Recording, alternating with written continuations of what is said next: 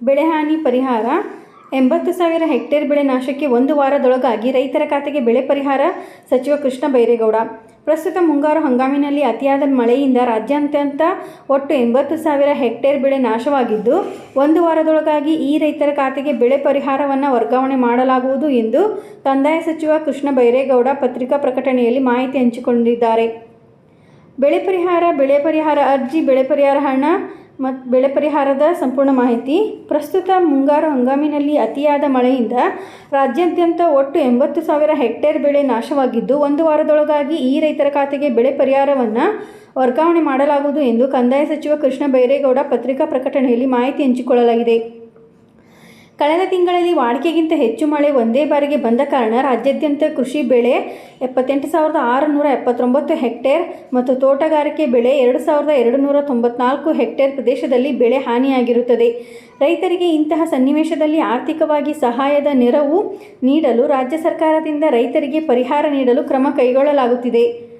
ಬೆಳೆ ನಾಶ ಅಥವಾ ಹಾನಿಯಾಗಿರುವ ರೈತರು ಎಲ್ಲಿ ಅರ್ಜಿ ಸಲ್ಲಿಸಬೇಕು, ಅರ್ಜಿ ಸಲ್ಲಿಸಲು ಬೇಕಾಗುವ ಅಗತ್ಯ ದಾಖಲೆಗಳೇನು, ಅರ್ಜಿ ವಿಲೇವಾರಿ ಪ್ರಕ್ರಿಯೆ ಹೇಗಿರುತ್ತದೆ, ಯಾರಿಗೆಲ್ಲ ಬೆಳೆ ಹಾನಿ ಪರಿಹಾರ ದೊರೆಯಲಿದೆ ಎನ್ನುವ ಸಂಪೂರ್ಣ ಮಾಹಿತಿ. ಕ್ರಾಪ್ ಲಾಸ್ ಪೇಮೆಂಟ್ 80,000 ಹೆಕ್ಟೇರ್ ಬೆಳೆ ನಾಶಕ್ಕೆ 1 ವಾರದೊಳಗಾಗಿ ರೈತರ ಖಾತೆಗೆ ಬೆಳೆ ಪರಿಹಾರ ಸಚಿವ ಕೃಷ್ಣ ಬೈರೇಗೌಡ. ಅತಿವೃಷ್ಟಿಯಿಂದ ಕೃಷಿ ಬೆಳೆ ಮತ್ತು ತೋಟಗಾರಿಕೆ ಬೆಳೆ ಎರಡನ್ನ ಸೇರಿ ಒಟ್ಟು ರಾಜ್ಯದಲ್ಲಿ 80,000 ಹೆಕ್ಟೇರ್ ಅಂದರೆ 2 ಲಕ್ಷ ಎಕರೆ ಬೆಳೆ ನಾಶ ಆಗಿದ್ದು 1 ವಾರಗೊಳಗಾಗಿ ಯಾವ ಬೆಳೆಗಳು ಹಾನಿಯಾಗಿವೆ ಎಂಬ ಬಗ್ಗೆಯೂ ಖಚಿತ ಮಾಹಿತಿ ಲಭ್ಯವಾಗಲಿದ್ದು ನಂತರ ರೈತರಿಗೆ ಪರಿಹಾರ ವರ್ಗಾವಣೆ ಮಾಡುವ ಕಾರ್ಯಕ್ಕೂ ಚಾಲನೆ ಮಾಡಲಾಗುವುದು ಎಂದು ಕಂದಾಯ ಸಚಿವ ಕೃಷ್ಣ ಬೈರೇಗೌಡ ಮಾಹಿತಿ ತಿಳಿಸಿದ್ದಾರೆ. ಕ್ರಾಪ್ ಲಾಸ್ ರಿಲೀಫ್ ರಾಜ್ಯ ಸರ್ಕಾರದಿಂದಲೇ ಪರಿಹಾರ. ಕಂದಾಯ ಸಚಿವ ಕೃಷ್ಣ ಬೈರೇಗೌಡ. ಸದ್ಯ ರಾಜ್ಯ ಸರ್ಕಾರ ಬಳಿ ಲಭ್ಯವಿರುವ ಸಂಪನ್ಮೂಲದಲ್ಲೇ ಅನುದಾನದಲ್ಲೇ ಅರ್ಹ ರೈತರಿಗೆ SDRF ಮಾರ್ಗಸೂಚಿ ಪ್ರಕಾರ ಬೆಳೆ ಪರಿಹಾರ ನೀಡಲಾಗುತ್ತದೆ ಎಂದು ತಿಳಿಸಿದ್ದಾರೆ.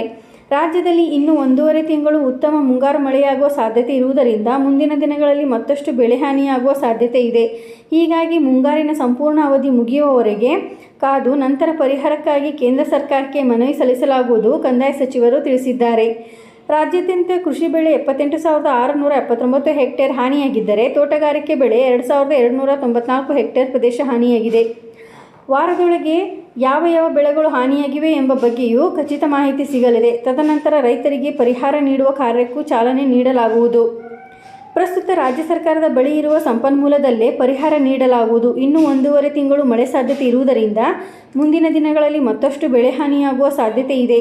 ಹೀಗಾಗಿ ಮುಂಗಾರಿನ ಸಂಪೂರ್ಣ ಅವಧಿ ಮುಗಿಯುವವರೆಗೆ ಕಾದು ತದನಂತರ ಪರಿಹಾರಕ್ಕಾಗಿ ಕೇಂದ್ರ ಸರ್ಕಾರಕ್ಕೆ ಮನವಿ ಸಲ್ಲಿಸಲಾಗುವುದು ಎಂದು ಕಂದಾಯ ಸಚಿವ ಕೃಷ್ಣ ಬೈರೇಗೌಡ ತಿಳಿಸಿದ್ದಾರೆ.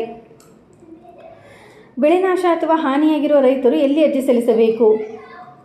ಕಳೆದ ತಿಂಗಳು ಅತಿಯಾದ ಮಳೆಯಿಂದ ರೈತರು ತಮ್ಮ ಜಮೀನಿನಲ್ಲಿ ಬೆಳೆದಿರುವ ಬೆಳೆ ನಾಶವಾಗಿದ್ದಲ್ಲಿ ನಿಮ್ಮ ಹಳ್ಳಿಯ ಗ್ರಾಮ ಲೆಕ್ಕಾಧಿಕಾರಿಯನ್ನು ಕಚೇರಿ ಸಮಯದಲ್ಲಿ ಅಗತ್ಯ ದಾಖಲೆಗಳ ಸಮೇತ ಭೇಟಿ ಮಾಡಿ ಅರ್ಜಿ ಸಲ್ಲಿಸಬೇಕು. ಅರ್ಜಿ ಸಲ್ಲಿಸಲು ಬೇಕಾಗುವ ಅಗತ್ಯ ದಾಖಲೆಗಳು: ಅರ್ಜಿದಾರರ ಆಧಾರ್ ಕಾರ್ಡ್, ಅರ್ಜಿದಾರರ ಬ್ಯಾಂಕ್ ಪಾಸ್ಬುಕ್ ಪ್ರತಿ, ಬೆಳೆ ಹಾನಿಗೆ ಒಳಗಾಗಿರುವ ಜಮೀನಿನ ಪಹಣಿ, ಮೊಬೈಲ್ ಸಂಖ್ಯೆ.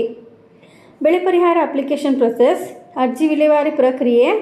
ಒಮ್ಮೆ ರೈತರು ಬೆಳೆಹಾನಿ ಅರ್ಜಿಯನ್ನು ಗ್ರಾಮ ಲೆಕ್ಕಾಧಿಕಾರಿಗಳ ಅಥವಾ ಹೋಬಳಿ ಕೃಷಿ ಅಧಿಕಾರಿ ಕಚೇರಿಗೆ ಸಲ್ಲಿಸಿದ ನಂತರ ಅಧಿಕಾರಿಗಳು ಅರ್ಜಿ ಪರಿಶೀಲನೆ ಮಾಡಿ ಹಾನಿಯಾಗಿರುವ ಜಮೀನಿನ ಹಾನಿಯನ್ನು ಖಚಿತಪಡಿಸಿಕೊಳ್ಳಲು ಕ್ಷೇತ್ರ ಭೇಟಿ ಮಾಡಿ ಸ್ಥಳ ಪರಿಶೀಲನೆ ಮಾಡಿ ಪರಿಹಾರ ತಂತ್ರಾಂಶದಲ್ಲಿ ರೈತರ ವೈಯಕ್ತಿಕ ವಿವರ ಮತ್ತು ಬ್ಯಾಂಕ್ ಅಕೌಂಟ್ ಹಾಗೂ ಜಮೀನಿನ ಮಾಹಿತಿಯನ್ನು ಆನ್ಲೈನ್ನಲ್ಲಿ ಭರ್ತಿ ಮಾಡಲಾಗುತ್ತದೆ. ತದನಂತರ ನೇರ ನಗದು ವರ್ಗಾವಣೆ ಮೂಲಕ ಏಕಕಾಲಕ್ಕೆ ಎಲ್ಲ ಅರ್ಹ ರೈತರ ಖಾತೆಗೆ ಹಣ ವರ್ಗಾವಣೆ ಮಾಡಲಾಗುತ್ತದೆ. ಯಾರೆಲ್ಲ ಬೆಳೆಹಾನಿಗೆ ಪರಿಹಾರ ದೊರೆಯುತ್ತದೆ? ಬೆಳೆಹಾನಿ ಪರಿಹಾರವನ್ನು ಪಡೆಯಲು ಮುಖ್ಯವಾಗಿ ಜಮೀನಿನ ದಾಖಲೆಗಳು ಸರಿಯಾಗಿರಬೇಕಾಗುತ್ತದೆ. ಅಂದರೆ ಅರಣ್ಯ ಖಾತೆ ಅಥವಾ ಒತ್ತುವರಿ ಜಮೀನಿನ ಪಹಣಿಗೆ ಪರಿಹಾರ ಪಡೆಯಲು ಬರುವುದಿಲ್ಲ. FIDಯಲ್ಲಿ ಜಮೀನಿನ ಎಲ್ಲ ಸರ್ವೆ ನಂಬರ್ಗಳು ಸೇರ್ಪಡೆಯಾಗಿರಬೇಕು. ಬೆಳೆಹಾನಿ ಪರಿಹಾರದ ಎಲ್ಲ ವಿವರ ವೆಬ್ಸೈಟ್ನಲ್ಲಿ ಪಡೆಯಬಹುದು. ಒಮ್ಮೆ ಬೆಳೆ ಹಾನಿಗೆ ಅರ್ಜಿ ಸಲ್ಲಿಸಿದ ಬಳಿಕ ರೈತರು ಜಾಲತಾಣವನ್ನು ತಮ್ಮ ಮೊಬೈಲ್ ಮೂಲಕ ಪ್ರವೇಶ ಮಾಡಿ ಬೆಳೆಹಾನಿ ಅರ್ಜಿ ಸಲ್ಲಿಸಬೇಕಾಗಿದೆಯೇ, ಇಲ್ಲವೇ ಸಲ್ಲಿಕೆಯಾಗಿದ್ದರೆ ಯಾವ ಹಂತದಲ್ಲಿದೆ, ಪರಿಹಾರ ಜಮಾ ಆಗಿದ್ದರೆ ಎಷ್ಟು ಜಮಾ ಆಗಿದೆ ಎನ್ನುವ ಸಂಪೂರ್ಣ ಮಾಹಿತಿಯನ್ನು ಪಡೆಯಬಹುದು. ಇದೇ ರೀತಿ ಮಾಹಿತಿಗಾಗಿ ನಮ್ಮ ಚಾನಲನ್ನು ಸಬ್ಸ್ಕ್ರೈಬ್ ಆಗಿ ಮತ್ತು ಶೇರ್ ಮಾಡಿ. ಧನ್ಯವಾದಗಳು.